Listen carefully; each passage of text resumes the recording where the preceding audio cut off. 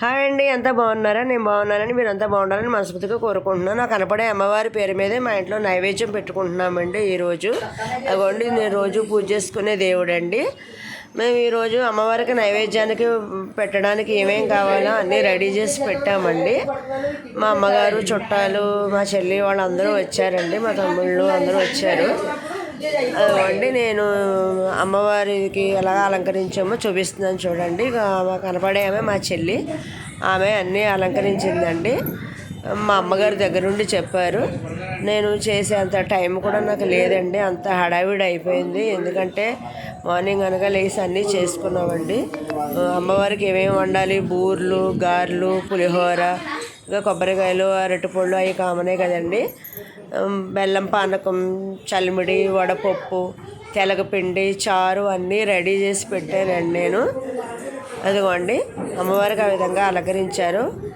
మా వారు కూడా వెళ్ళి పెట్టమని చెప్పానండి. ఆయన కూడా కొంచెం పెట్టారండి. ఒక చెయ్యేసినట్టు ఉండాలి కదా, ఎందుకంటే ఆయన పేరు మీదే నేను నైవేద్యం పెట్టానండి. ఆయనకి కొంచెం ఒకసారి బాగోలేదని యాక్సిడెంట్ అయినప్పుడు నేను అమ్మవారికి నైవేద్యం పెడతాను అనుకున్నానండి.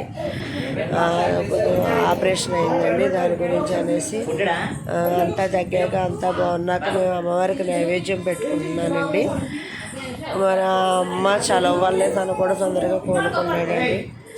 నేను అందుకే చాలా సంతోషంగా నైవేద్యం అందరినీ పిలుచుకొని, మా చుట్టాలు పిలుచుకొని నైవేద్యం కింద పెట్టుకున్నానండి.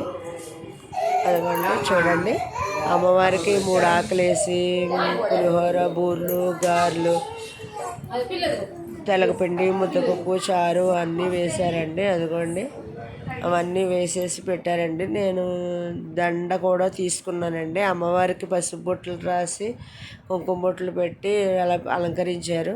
మా వారు నేను కూడా కొంచెం బొట్లు పెట్టామండి. మేము కూడా ఒక చెయ్యి వేయాలి కదా అని. అదిగోండి,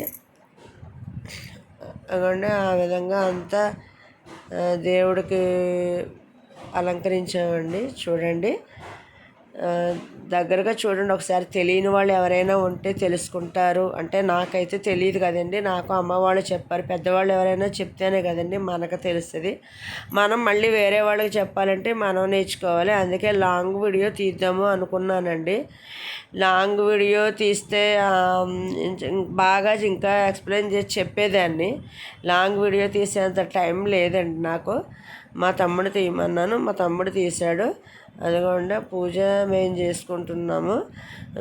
తర్వాత చుట్టాలందరూ కూడా ఒక్కొక్కరుగా వచ్చి కొబ్బరికాయలు కొట్టారండి. కొట్టమని చెప్పాము.